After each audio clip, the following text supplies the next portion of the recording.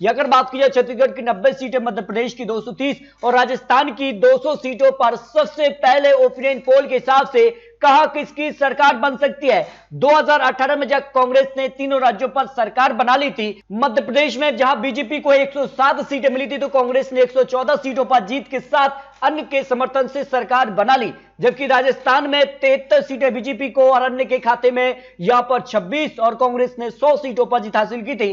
छत्तीसगढ़ में बीजेपी को 16 सीटें, कांग्रेस को 65 और अन्य के खाते में 9 सीटें गई। इस तरह से तीनों राज्यों में कांग्रेस ने सरकार बनाई, लेकिन बाद में मध्य प्रदेश में यह सरकार यहां पर गिर गई, तो इसके बाद बीजेपी अब सरकार में है। तो तीनों राज्यों का क्या महत्वपूर्ण विश्लेषण सामने आ रहा है, लेकिन इस बार आम आदमी पार्टी चुनावी मैदान में है। सभी 230 सीटों पर चुनाव लड़ेगी। राजस्थान, छत्तीसगढ़ और यहां मध्य प्रदेश के लिए तीनों राज्यों पर सभी सीटों पर चुनाव लड़ने का ऐलान कर दिया है और दावा किया जा रहा है कि कई बड़ी जो सौगातें हैं, जिसमें बिजली बिल को लेकर और किसान कर्ज माफी जैसे बड़े मुद्दों के साथ आम आदमी पार्टी चुनावी मैदान में है। तो एक बार मौका केजरीवाल को इस तरह से क्या यह बड़ा उलटफेर हो सकता है। राजस्थान, मध्य प्रदेश, कर्नाटक और छत्तीसगढ़ में आम आदमी पार्टी ने दावा किया है सरकार बनाने का, तो इस बार उनके दावे में कितना दम है, इन राज्यों को लेकर क्या महत्वपूर्ण विश्लेषण सामने आ रहा है, क्योंकि इन राज्यों के जो नतीजे होंगे वो 2024 के लिए काफी महत्वपूर्ण हो जाते हैं। राजस्थान में अगर बात की जाए तो 25 लोकसभा सीटें आती हैं, मध्य प्रदेश से 29 और छत्तीसगढ़ से 11 सीटें आती हैं, इसलिए इन राज्यों के जो नतीजे होंगे वो काफी महत्वपूर्ण हो जाते हैं। मध्य प्रदेश की 230 सीटों पर किसका पलड़ा भारी नजर आ रहा है। इस बार आम आदमी पार्टी के चुनावी मैदान में उतरने से मध्य प्रदेश में क्या बीजेपी को फायदा या नुकसान होगा, कांग्रेस को नुकसान या फायदा होगा, क्या कुछ आंकड़ा बन सकता है, क्योंकि मध्य प्रदेश को लेकर यहां पर बड़े बड़े दावे किए जा रहे हैं। इस बार किसका पलड़ा भारी है, क्योंकि काफी कुछ हलचल मध्य प्रदेश में 2018 में देखने को मिली थी। उसके बाद जिसका से ज्योतिरादित्य सिंधिया बीजेपी में शामिल हो चुके हैं, तो कमलनाथ किसके दम पर चुनावी मैदान में होंगे। इस बार लाडली बहना योजना के तहत हर महिला को, जो यहां पर पात्र महिला होगी, उसको यहां पर 12,000 साल के देने का वादा यहां पर जो है बीजेपी करते नजर आ रही, तो इसका कितना फायदा उनको मिल सकता है। जबकि कमलनाथ ने भी दावा किया है कि अगर उनकी सरकार बनती है तो 1500 रुपए प्रति माह यहां पर महिलाओं को देने का दावा किया जा रहा है। लेकिन किसान कर्ज माफी का मुद्दा कौन पार्टी उठाएगी इस बार, क्योंकि काफी महत्वपूर्ण हो जाता है। और इस कार से मध्य प्रदेश में जो है आपात यहां पर ओलावृष्टि भी देखने को मिली है, कई यहां पर जिलों में भारी भरकम जो है बारिश के चलते भी काफी नुकसान हुआ है। तो किसान कर्ज माफी का मुद्दा इस बार कौन उठाएगा, यह महत्वपूर्ण है। लेकिन यहां पर बात की जाए तो यहां पर चुनावी कैंपेन, चुनावी जनसभाएं शुरू हो चुकी हैं और टिकट बंटवारे को लेकर भी सर्वे सामने आ रहे हैं कि किस विधायक का टिकट कटेगा और किसे मिलेगा। लेकिन इस बार किसे टिकट मिलेगा, यह भी एक बड़ा सवाल बना हुआ है। तो 2023 में किसका परचम लहराएगा यहां पर मध्य प्रदेश में, इसको लेकर सबसे महत्वपूर्ण विश्लेषण सामने आ चुका है। मिशन 2023 के लिए तैयारी में बीजेपी है और दावा किया जा रहा है कि सभी राज्यों पर बीजेपी यहां पर जीत दर्ज करने वाली है। तो उनके दावे में कितना दम है, इस पर महत्वपूर्ण विश्लेषण ओपिनियन पोल सामने आ चुका है। अगर आज चुनाव हो जाते हैं और जिस कार की गतिविधियां देखने को मिल रही हैं, उस हिसाब से भारतीय जनता पार्टी को 100 से 130 सीटें मिल सकती हैं, जो अनुमान लगाया जा रहा है। जबकि कमलनाथ के लिए 90 से 100 सीटें इस समय चुनाव होता तब मिल सकती हैं। इनके पक्ष में भी यहां पर 7 सीटें मध्य प्रदेश के जो ताजा ओपिनियन पोल विश्लेषण आ रहा है उस हिसाब से जा सकती हैं। इसके अलावा मध्य प्रदेश को लेकर जो सर्वे यहां पर कराया जा रहा है, उसमें आपसे जो सवाल और आपने जो वोट किए थे, उस हिसाब से भारतीय जनता पार्टी 57% लोगों की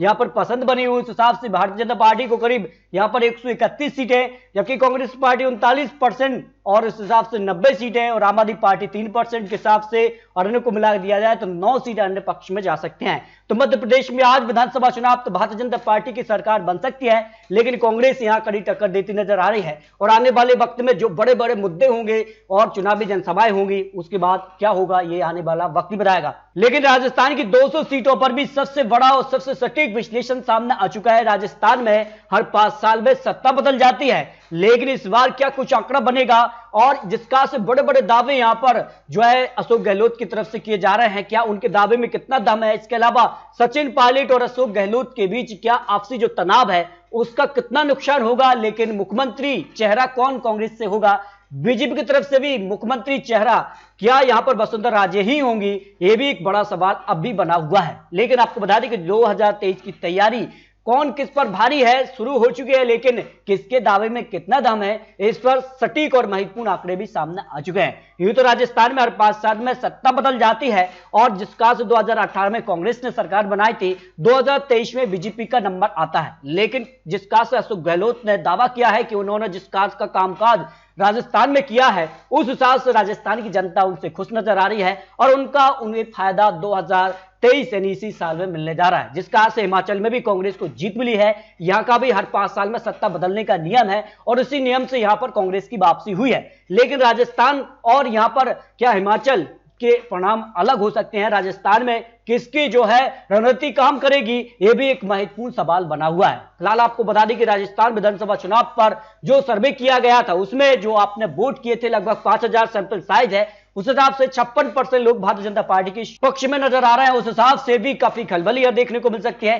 कांग्रेस पार्टी को 40%, आरएलपी को 2%, आम आदमी पार्टी 2%। उस हिसाब से अगला मुख्यमंत्री कौन बन सकता है इस पर जो सर्वे है उस हिसाब से भारतीय जनता पार्टी को 112 सीटें जो आपने वोट किए थे उस हिसाब से ये आंकड़े बन रहे हैं, जबकि कांग्रेस पार्टी को 80 सीटें, आरएलपी को और आम आदमी पार्टी को मिलाकर 8 सीटें बन सकती हैं। अगर बात की जाए तो राजस्थान में यहां पर 101 सीट पर पूर्ण बहुमत की सरकार बनती है, तो इस हिसाब से भारतीय जनता पार्टी को यह आंकड़ा मिल सकता है जो ओपिनियन पोल सामने आ रहा है। जबकि छत्तीसगढ़ की अगर बात की जाए तो 90 सीटों पर भी काफी महत्वपूर्ण है और छत्तीसगढ़ को लेकर क्या महत्वपूर्ण विश्लेषण है, छत्तीसगढ़ में इस बार किसकी सरकार बनेगी, क्योंकि 36 का आंकड़ा यहां पर भी देखने को मिल रहा है। बीजेपी कांग्रेस में कड़ी टक्कर देखने को मिल सकती है, लेकिन किसका दावा कितना सटीक होता है, क्योंकि जीत के दावे तो बीजेपी, कांग्रेस और आम आदमी पार्टी करते नजर आ रही है। आम आदमी पार्टी ने दावा किया है कि सभी 90 सीटों पर चुनावी के यहां पर जो है चुनाव लड़ने वाले हैं और उनको यहां पर जो है सरकार यानी बहुमत का आंकड़ा भी मिलने जा रहा है, क्योंकि जो बड़े बड़े वादे किया जा रहा है। लेकिन जो आपसे सवाल पूछा गया था, आपने जो वोट किए हैं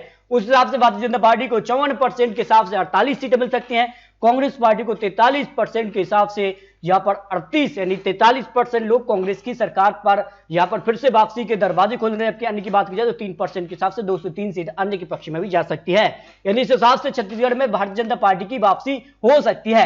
यानी छत्तीसगढ़ को लेकर जो ओपिनियन पोल भी सामने आ रहा है 90 सीटों पर, उस पर भारतीय जनता पार्टी को 45 सीटें, कांग्रेस को 43 और अन्य के पक्ष में 2 सीटें जाने की संभावना ओपिनियन पोल के हिसाब से लगाई जा रही है। मध्य प्रदेश में बीजेपी को 121 सीट, कांग्रेस 107 और अन्य की बात की जाए 2 सीटें जो ओपिनियन पोल के आंकड़े आ रहे हैं। इस हिसाब से राजस्थान में भी बीजेपी को 111 सीटें, कांग्रेस 70, आरएलपी को 14, अन्य के पक्ष में 6 सीटें जा सकती है। जो ओपिनियन पोल और आपके जो कमेंट और आपने जो वोट किए थे उस हिसाब से यह आंकड़ा चुनावी जो है गणित सामने आ रहा है। लेकिन आपको बता दें ये चुनावी आंकड़े, चुनावी अनुमान है।